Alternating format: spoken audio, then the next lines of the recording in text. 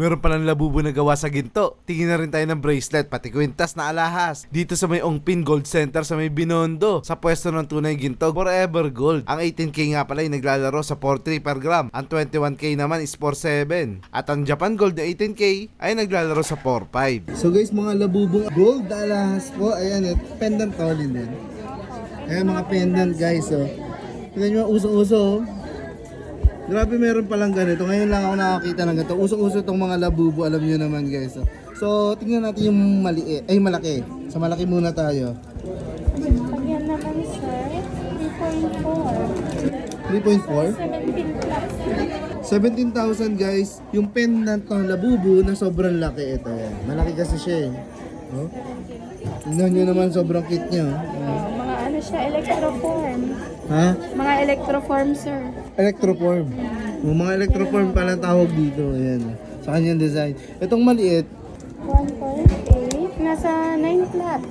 1.8 grams guys. So, 9,000 pesos lang. Affordable. Kaya-kaya natin, do. Ayan, available sa kanila dito sa Tunay Ginto, Forever Gold, yung mga labubo design ng mga alahas. Ayan, ha?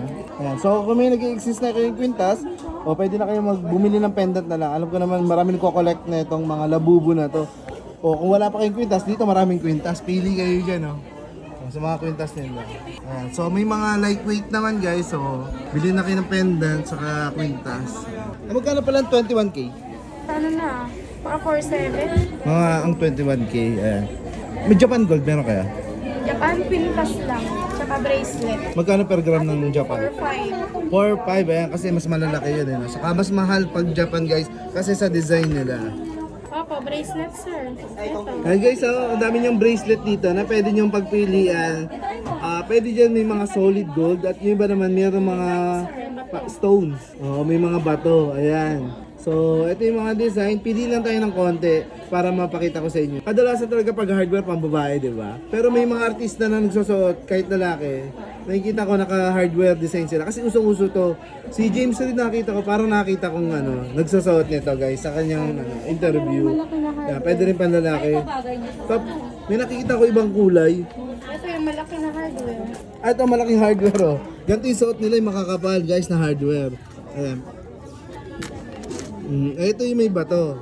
So pwede kayong pumili ng solid. Tapos pag gusto nyo may bato. Mas maganda yung may bato eh. Ayan, oh. So ito ay pakita ko na lang sa inyo guys, 22.1 grams. Ano sir, 97. 97,000 yung hardware. Magandang investment guys. So, yung isa naman is 18.6. 88. Ayan, mas mura yung may bato, mas manipis kasi ito guys. 18 lang siya. Ayan. Din ito yung may pink rose gold. Ay, yung tricolor sir. Tricolor pala kung tawagin guys. Oh. White gold yung isa. Opo, rose gold, white gold, tsaka yellow gold. Ayan guys, oh. Ito mas pinipili ng iba, may iba't ibang kulay, tricolor. Ayan, uso to sa mga kababaihan talaga yung mga tricolor. Ang ganda niya tignan, no? Oh. Pero may white gold kayo dito. Yung white gold, bihira kasi ang white sir eh. Meron sa mga hikaw. May white gold naman sila available guys. Parehas lang ba yun? Ano? Opo, parehas lang, basta 18K. Oh, 18K na white gold is parehas lang sa dilaw na gold guys. Oh. Ayan yung mga pambabae natin, no? Oh. Kasi ito yung mga bago nating design ng mga bracelet. Oh. Ayan yung mga tricolor natin. Yung white gold, oh, tignan nyo, ang ganda. Oh. Pag yung kombinasyon ng tatlong kulay. Ayan. So, ayan po yung mga pwede nyo pagpipilian. Hindi naman kabigatan yung iba. So, syempre, mas affordable yan sa lahat. Ito, 6 point ano lang, oh. 6.3 3 lang, oh. Ayan guys, so 6.3 lang po ito. sa 27. 27,000 lang guys. Ayan, oh. Iba yun. Kita nyo na, mas mura. Ito naman, total maraming babae ang gusto ng mga pakita ko lang to din din, oh. Ano ganito sir? Heart shape. Sakto, pag gusto mo regaluhan ngayong Valentine's. Ay, malapit na. Malapit na nga eh. Punta na kayo rito sa Tunay Ginto, Forever Gold guys. Hanapin nyo lang si Linden. Ayan, oh. Mga tunay na ginto po. Ayan. So may terno palang kwintas.